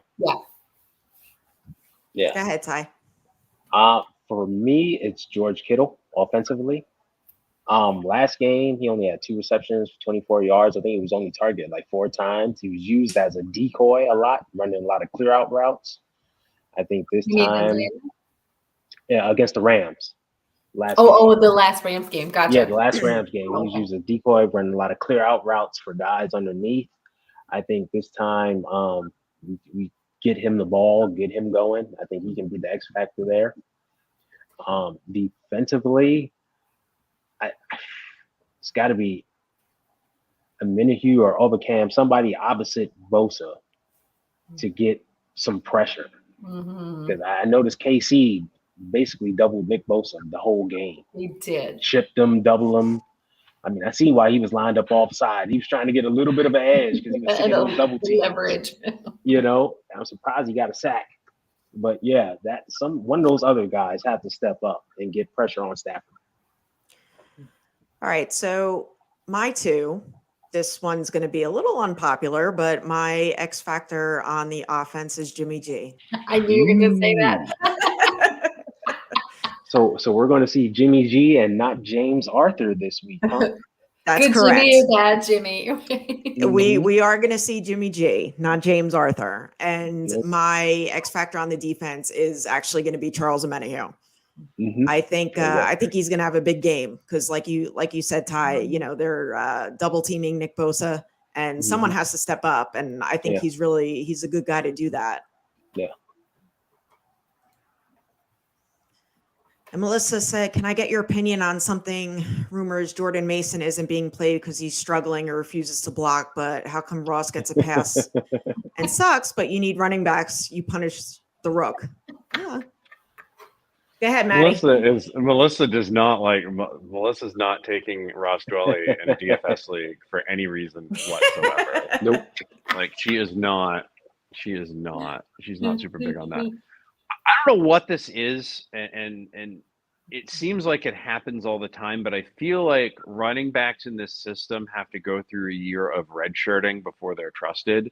I feel like Elijah Mitchell was kind of like a little bit of a unicorn last year in terms of like being allowed to jump in and do things. Cause like, if you look at what they did with Trey Sermon, and what happened to him last year, like, it's almost like they're like, nope, he's not going to figure this out. He's out. Right. And Mason looked great in camp. Like he was clearly getting it and doing something.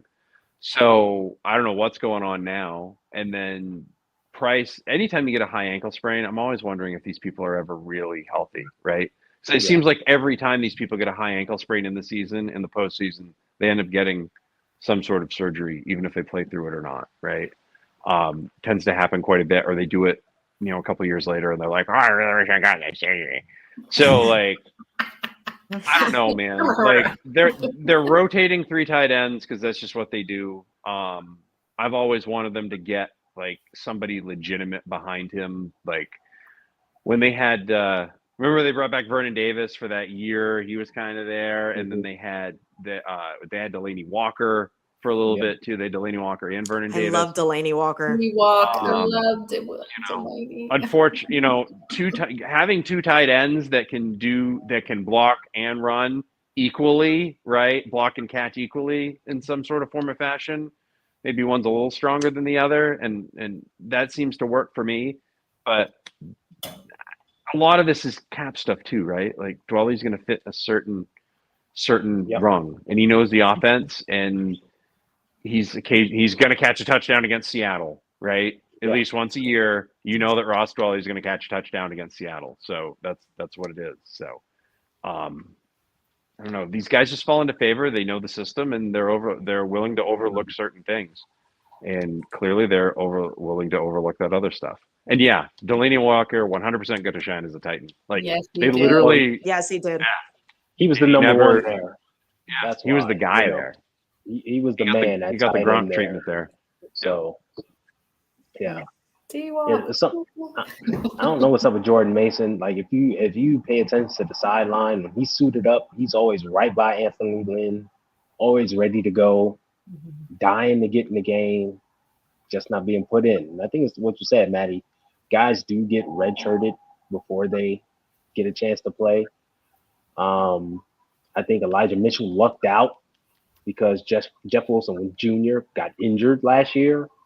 Nah, that freak. Yet another weird ass. What the hell? Standing happened? up to say hello to someone in a chair. Yeah.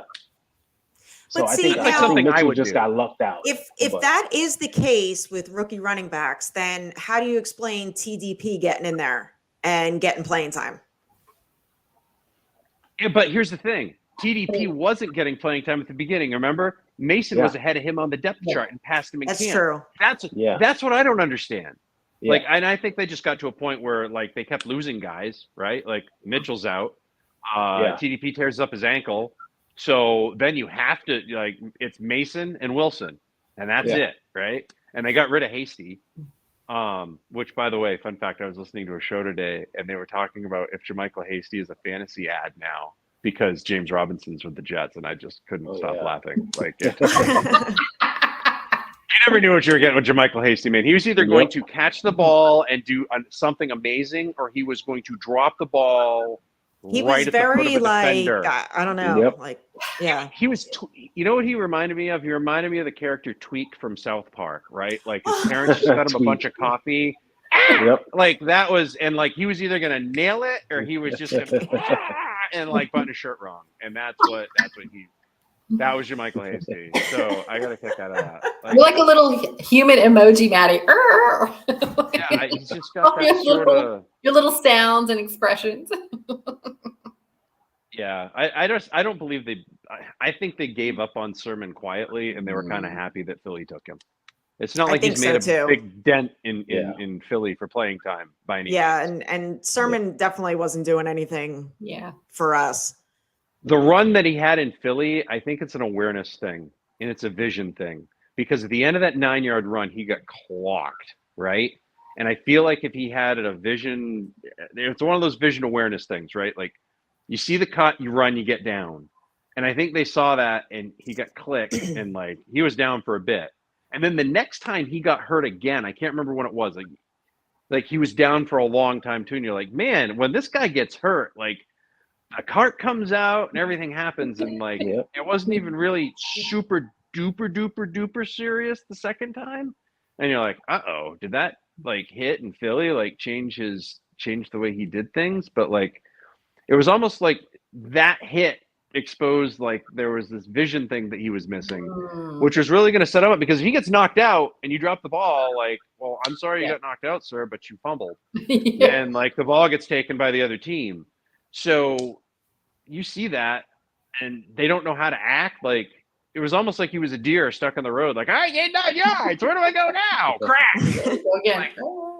Bro, you played for Oklahoma. You played for Ohio State. Get down, right? He played for both, I believe. Yeah. Like, get down. Like, get down. Run into somebody and do something. Yeah. But don't just stand there and take the hit. Like, it was almost like he ran into a defenseless receiver spot and got licked, and it just never clicked after that. So I don't know. I hope it works out for him. I hope he has a great career. I hope somebody catches him. He catches fire and has like a 300-yard, 5-touchdown performance someday. But Well, I will say Jimmy was also very good at putting players in positions to go up for balls that were hospital balls all the time too.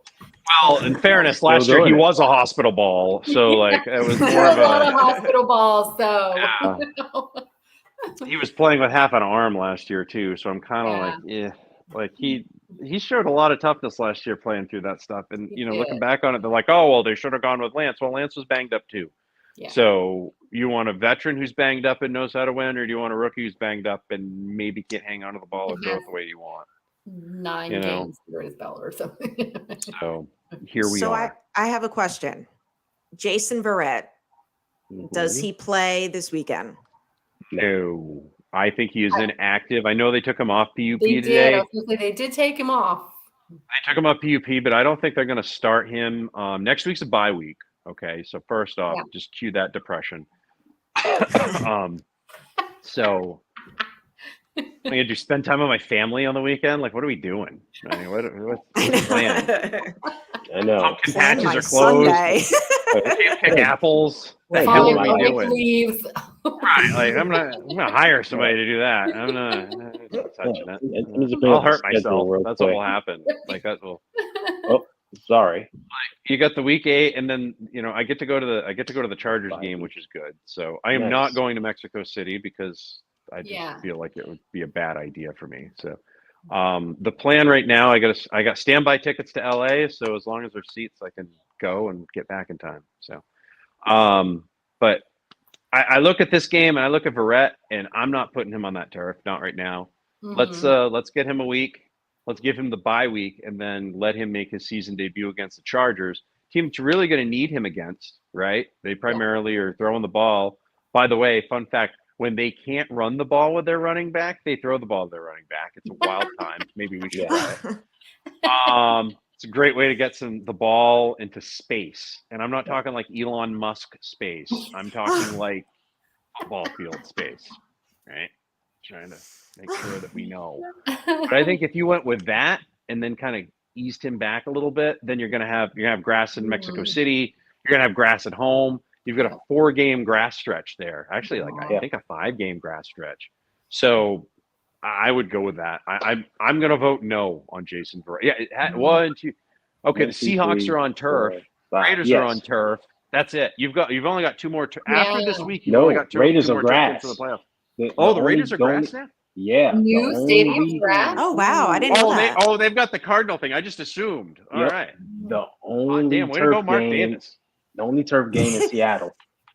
Thank you, Mark Davis, for saving all the money. But if he's ready to go, if he's ready to go, like Kyle Shanahan said, we'll see, how he practices this week or whatever. If he's ready to go, you still hold him back? I want him for the rest of the year. I see him. Did you guys saw the video of how he looked a couple weeks ago with Greenbrier, right? Yeah. Do you want him going now? That's a practice. Mm-hmm. Apologies, Allen Iverson, but he's gonna be going harder in a game, right? He's gonna be going harder in a game. He's gonna be going harder on that field. Reminder: that is the same turf that destroyed Odell Beckham's knee for the 2nd time in the Super Bowl last year, right? Yep. And we saw that turf monster snap up a bunch of people last year. Mm-hmm. Yes, it did. A lot of people got injured in that last regular season game, even if they got banged up a little bit. Like they got banged up. So, is he going to be a difference maker? Is he going to be the difference between us winning and losing the game, or can we withhold him for 1 more week so that we can get him that extra 2 weeks and then put him on grass? Yep. I'm always going to take the safer route because I don't think he's going to be the difference maker in this game. I think he's going to be getting his feet wet. I would much rather him getting his feet wet at home as opposed to getting his feet wet on the road on that turf. It's a fair point. I just remember when he came back from his previous ACL injury and we had him, and then there was a game he was suited up and we put him out there because he was, ready, but just wasn't starting. And I remember we had to put him out there because I think like Witherspoon got hurt, and we put him out there and he got burnt. Like he just wasn't ready. And it took him a full month to really get ready. And so for me, we're still in that month timeline, and that doesn't end until after the bye. So let's give him all the time he needs, and then we can use him for the stretch run. Clearly, we need him. The defensive backs are. You need every healthy defensive back you can find. So let's get him healthy. Yeah, I think the bye week is coming at a good time for us. It really is. Perfect timing for that bye week. I think you're gonna have a lot of people. I think you're gonna have Mitchell coming back after that bye week. Mm-hmm. I think you'll finally have a really healthy Trent Williams at that point. Mm-hmm. Yeah. McCaffrey should have been able to digest the entire playbook and get the things in that he needs to get to, right? At some point, I think Kinlaw's eligible to come back after the bye week. I think so. So that would be kind of nice because they thought he was trending to play a little bit earlier. So I'm hoping that that's the case because you need those two, even if they can rotate with each other to keep them fresh. I'd also love to see them trade for some big fat Ted Washington guy, big old to plug Ted down there, right? One of those dudes. There's got to be somebody out there, right? And Ndamukong Suh, I was just gonna say that, yeah. Not somebody I'm inviting to Thanksgiving dinner, but a winner, right? He's won things. He has a little bit of an attitude. Maybe he could provide that kind of Josh Norman-ish sort of thing, Josh Norman had a lot of penalties, but boy, he had a lot of peanut punches that created fumbles, right? Some of those guys do those veteran things, and seeing Sue on that defensive line, when you wouldn't have to give up any picks for him, you don't have to give up anything. It's just basically, here you go. Here's your minimum salary. Yeah, whatever he wants to do and do for there, and that would be something. There's probably somebody else that I'm not thinking of that's available. There's a ton of teams that may be sellers after this weekend. So maybe they're looking to dump somebody for a 7th rounder or a player to be named later or whatever. But I like to get some more depth on that defensive line, really to stop that run game so that our linebackers and our edges can create havoc as opposed to getting havoc created on them. Yeah. Yeah, I'm with you on that. I'd like to see them bring Sue in for sure. Yeah. Josh Norman couldn't do his primary job. And that was so he glad did create turnovers, though, right? Right, he was. But I mean, hold come up. on. But hold up. You gotta wait. You don't do your job. You see somebody else doing their job, and then you sneak in and do something and get credit. No, I don't want to work with that guy. That's a really good point. That is a good point. I'm doing 90% of the work. You come in late, do 10%. Try to steal my thunder. No, man. SpongeBob made the fries, the burger, and everything, right? And then Squidward comes in, slaps the Coke down or the cola down, and hands it to the customer, and he gets the credit, right? Yeah. That's kind of what Josh Norman was doing in that situation. But the only difference was the 49ers were benefiting from those turnovers because they were picking up the ball. The problem was they'd only pick up the ball about half the damn time. Yeah. So it didn't make up for the rest of it, right? Yeah. So I think Sue's kind of over kicking people and doing all those other things right now. Yeah, he's over that garbage, Yeah. Once you get to a certain age, you just get to be too old for it. I think he would be a perfect addition to that line. I think they need that little bit of nastiness on that line, and they need that edge back on that line to get them back to the getting into the quarterback, getting into the face, and getting that in.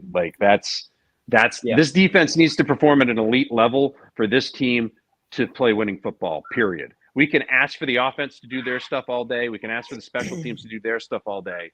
But at the end of the day, this team is only going so far as the defense takes us. And right now, this defense is not set up to take us very far. They did not do us any favors the last 2 weeks. That's for sure. And then they're not healthy. They look like they've been. They look like they're just tired. They're tired. Yep. They're on the field. They look beat up. They look beat up all the time. Yeah. Beat up, tired. So I'd really like to see a big game from them this week, just in terms of, just get and look. Black hole. Quarterbacks are being put out to pasture right now, right? Matt Ryan, glue factory. Tom Brady getting close. Aaron Rodgers, they're already complaining about him in Green Bay. Oh yeah. Like all these, let's get Matt Stafford out there next. Right? Yeah. Let's go. Let's get all these guys out of here. Thank you so much for playing. Thank you for your contributions to the National Football League. Bye-bye. Russell Wilson, all of them. Get them out. Right? Beat them so badly they don't want to play anymore. Like, that's how you want to do it. All right. So the hot topic on Twitter nowadays is Harbaugh versus Shanahan. I don't know why this is a thing, but it is a thing. See, they Becca? both have won the same amount of Super Bowls. I mean, people try to make it a thing. People try to make when Harbaugh was the coach, it was get rid of him, because he was screwing everything up. Now Kyle's the coach; he's always screwing things up. Somebody's going to complain about something. But when you look at what they've done, they've both taken us to the playoffs. They've both taken us to Super Bowls. Their records are very close in numbers, even. Like their accomplishments are very similar. I just don't get it. I just think it's something to complain about. And the whole 40-winers, every time I see that whole debate, I'm like, stop it. You're living up to the nickname. And it just makes no sense. He's not our coach. Our coach is Shanahan, and let that go. It's in the past. I don't know what people are thinking when they're like, bring Harbaugh back. Were you not here for those years and how divisive and how much he butted heads with management? I don't get it. I personally don't. I just scroll right past. Ty, go ahead. Well, let's bring up the tweet of the week. Who's waiting on that? Friendly reminder that Jim Harbaugh has never won shit. Period. Simple. And that's the thing. People were debating as if Jim Harbaugh was here and won 3 Super Bowls. Yeah. Like, no, he didn't. What? It's insane how people, and this goes back to our, conversation off air, the overreaction that people have, and they try to just make something out of nothing. It's like Jim Harbaugh is coming back. They're celebrating the 2012 team. I still don't get that, by the way. The Super Bowl. Yeah, I was like, we went to the Super Bowl. We didn't win it. Like when you walk into the 49ers facility, stadium, blah, blah, blah, you see 5 Lombardi trophies. That is some Indianapolis Colts participation trophy BS. Right exactly. He did not win one of them. He did not contribute to those. And Melissa, I loved it. It makes no sense. Take solace in knowing that Greg Roman's father is buried in Niner gear. And the very next, at the end of that season, he got fired. You know what? That might be me when it's my time. Write that down. Yep. That's pretty much all I own. So they're gonna have to slap me. Wasn't it? It was Chip Kelly, wasn't it? Oh, it was Chip Kelly's It was dad. Chip Kelly. Oh, yes, it was Chip Kelly. I was like, all I remember is reading the whole story that, he was so proud of him, blah, blah, blah, and wanted to be Niner gear. And then he got fired at the end of the season. I was like, oh. Yeah, I was like, uh-oh. But yeah, you're right. It was Chip Kelly, not Greg Roman. But yeah, could have been. I think really, at the end of the day, I think this is really just a product of the fact that many of the people that are using Twitter don't or did not witness Bill Walsh, right? They're not old enough to remember Bill Walsh. They're not old enough to remember George Seifert, probably right? Not.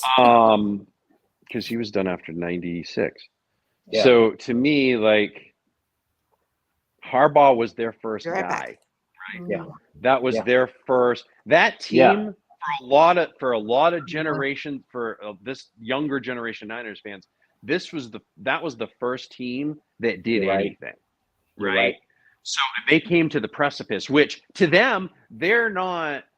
Yeah. They don't remember Montana to Taylor. They saw the highlight. Right. Good. Coach is back. We've got all the.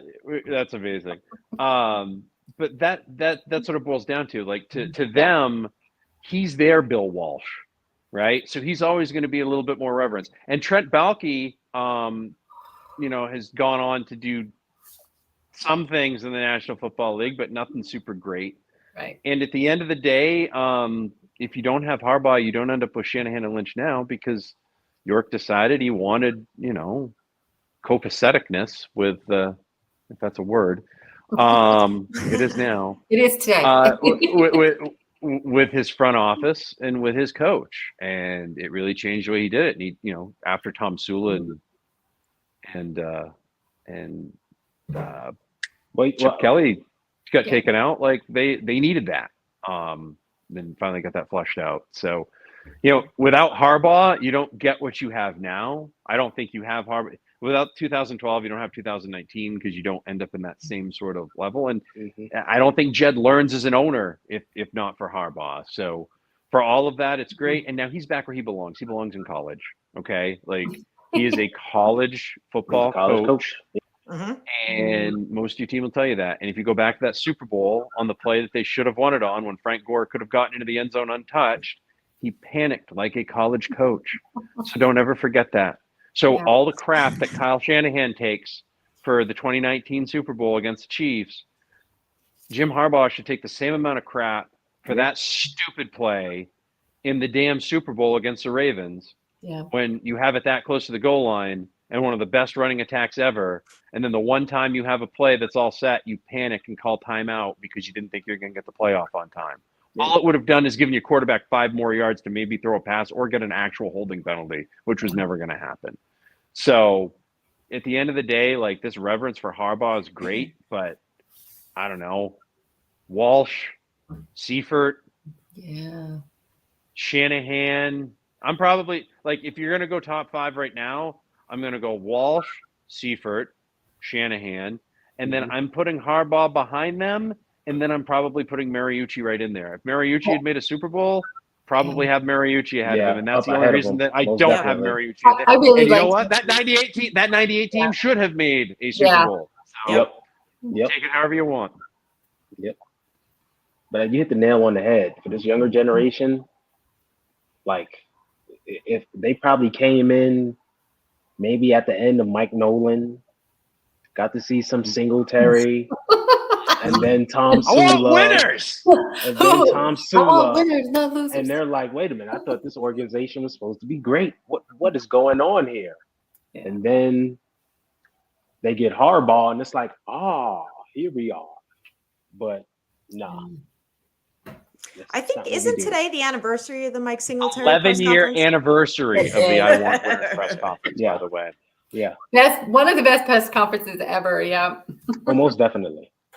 That one and Dennis Green's, they are who we thought they were. Those are the 2 greatest post Monday Nighters of all time. Oh, and I always liked Dennis, what's his name? Playoffs? Who's talking about playoffs? Oh, Jim Mora. You kidding Jim me? Mora, Yeah, it's classic. Yeah, right? When Detroit those 49ers teams had talent. Like, I remember being on the radio, being on sports radio at that time, and I picked them to go to the Super Bowl out of the NFC. People thought it was crazy. I'm like, no, they've got the talent.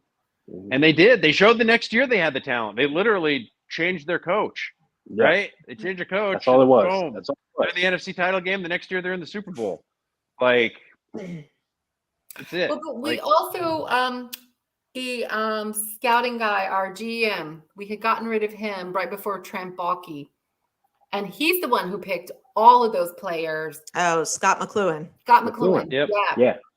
He grabbed all those tough guys and a lot of them that goes under the radar. McLuhan. McLuhan kind of built that team. He did, and Harbaugh took over. It. Yeah. It's very similar to how the Patriots, when the Patriots won their first Super Bowl, most of those players that were on that team were from the Parcells era Yeah. that were Yeah. there. They brought in a few like street free agents, but even a lot of the street free agents had played for Parcells later, like Brian Yeah, Cox yeah, and people yeah. like that. So they already kind of knew the system. And that's kind of how that ended up working. But most of the core of that team, Teddy Bruschi, Ty Law, Yep. Lawyer Malloy, all those guys are drafted by Parcells. All those guys played in the '96 Super Bowl against the Packers. Yep. So like he basically just remixed the team and brought a rookie, and the rookie quarterback brought them to the Super Bowl, right? So, and then all hell broke loose from there. But that's just how it works. That's the craziness of it. Yep. Yeah. And what gets me is this team has a defense that's as good, that has as much talent as any of those defenses that have led teams to Super Bowl wins, whether it's that 2002 Tampa team, that 2001 Ravens team. Like, in terms of physical talent up and down the roster, they have just as much as any one of those other teams, even in the salary cap era. Yep. So to watch them struggle, to watch them give up 3rd and 20, to watch them give up 3rd and 12, when they get a sack on 2nd down now, I have an impending sense of doom. I shouldn't have that. I should be excited. Who should be I have an excited? impending sense of doom. I'm like, oh God, here we go. I'm with you. Me too. Yep. When it's How are they third and gonna long, blow I'm this like, one, right? And I don't want to do that. I want to be a positive guy. That's all I want to do. I want to focus on the positives and give forward and do all this stuff. And yet I'm just sitting there waiting for it, right? Like, and that's all I'm waiting on, because that's what's going to happen. It's like it's like 3rd and 20, 3rd and 20, 3rd. He was wide open. You can't even be like, oh, well, surely we're going to stop that. We're going to shut that down. No, because we've seen it too many times. And then when we do shut it down, they're called for a penalty. Right. Yes. Right. Yes. And they get the first down anyway. Right. So it's just, there's so much to clean up right now. This team is too talented to be doing what it is. And I'm hoping that this week is the week that they, to quote Herm Edwards, they can build off this, right? Right. Beat the Rams. They get back in first place, or at least tied for first place. I don't expect Seattle to win this week. And then get into the bye week, get healthy, get right, get some rest, come back, wallop the Chargers on Sunday Night Football, and show everybody like, oh, hey, we're still here. We can still do things, and then kind of move it from there. The NFC West is so winnable right now. Oh, like, it is literally a 4-game winning streak should literally like shut the door, put everybody behind it. It would shut the door behind you on the way out.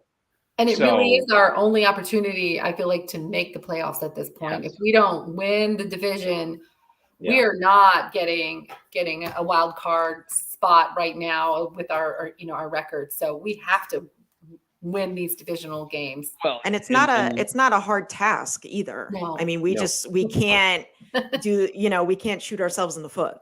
Shake the candlestick Candlestick dirt, man. Whatever you got to do, but at the end of the day, like, if I'm looking at the Giants right now, if you look at the rest of their schedule the rest of the way, like, even if they mail it in the rest of the way, they go 8-8 the rest, or 8 and they're 6-1 right now. If they go 5-4 the rest of the way, they're making the playoffs. They're making the playoffs handily. And they're a team that believes in themselves. You want a team like that coming in? I'm sorry, I don't want to live through another I don't want to live through another playoff loss to the Giants. I don't want to see it. No. Do I think they're a better team? No. But do I think they're having better, do they have better, if they were playing today, I don't know who would be the favorite, right? Like, it would be depending on where they're playing. So, and if San Francisco wins the division, they would still be hosting it, even if the Giants had a better record. So, let's win the division and then kind of move on from there, right? That's really all you can do, because Giants got a pretty easy schedule the rest of the way through, and I think them and the Eagles are kind of going to pace themselves, I think, and I think the Eagles just going to be that number 1 seed. And I think if the Giants were in any other division, they'd probably be the number 2 seed, but they're not, right? They're going to end up being the highest ranked wild card just because of the way everything falls, and because they've caught lightning in a bottle and have a horseshoe up their butt. And the rest of it's a crapshoot. I don't know what's going to happen in the NFC South. Like, is Tampa going to figure it out tomorrow night? I don't know. Yeah, I'd like to think they would, but I remember when the Vikings almost had it figured out, went to the Super Bowl a couple of years ago, and then Brett Favre spontaneously combusted, and that was it, right? Like, Tom Brady could be milk. We don't know. It still smells good, but like, what if we put that thing up? It's like, it's gone bad. We don't know when it's gonna go bad. It could go bad anytime. Well then, Tom Brady and milk. Great. Hey, Melissa, I was watching the Giants game, and it was so weird hearing the announcers say, "Oh, Richard James just set a good block for Matt Breida," and I'm like, I'm in the Twilight Zone right now. What is going on? It's like when Dante Pettis does anything good. When Dante Pettis does anything, I get unreasonably angry, right? Yeah. Like, I hate you. Like, yeah, especially against us. I don't really hate you, Dante. I hated the way things worked out. We resent the way things worked out. Yeah. All right, guys. I think we're heading to our hurry up offense and the 2-minute warning. All right, let's do it. Who's going first? Ty, you're up. Oh God, I'm up. All right, 2-minute warning. Okay, so this was the first week that I can honestly say a team beat the 49ers. The prior to the games that we lost, we shot ourselves in the foot. That was all on us. This one, KC handled their business. My hat's off to them. I think we will right the ship and be ready to roll the rest of the way, though. Take it away. Becca, go ahead. Well, I think, the Rams are coming off a bye. They're going to be well rested and they're going to be ready for us. But I do think, we have Christian McCaffrey now. He's going to be a big X factor. And I think that's going to open up other players to make some big plays. And we're going to try and get the offense and the team, the defense too, everybody back on track. I think we win. I think we have to. And I think the team is feeling that too. And we're going to take it. We're going to do it and then go right into the bye on a high. Maddie, go ahead.